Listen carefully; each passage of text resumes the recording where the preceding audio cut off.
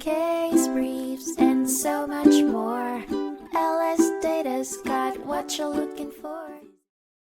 In the 1977 case of Orange and Rockland Utilities, Inc. v. Amerada Hess Corp., heard by the New York Supreme Court Appellate Division, the court focused on a situation in which a buyer demanded more of a product than agreed upon in a contract without good faith.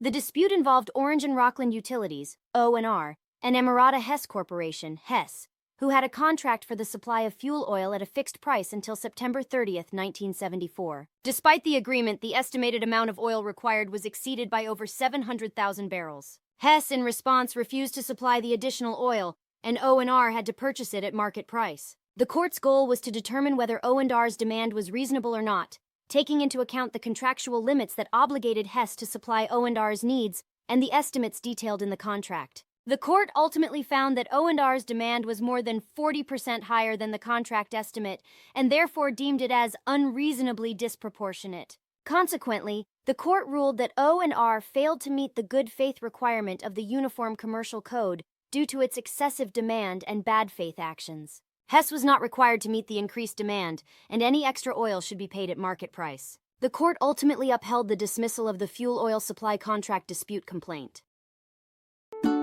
Case briefs, and so much more. LSData's got what you're looking for. Visit lsd.law, elevate your mind. Leave the stress of class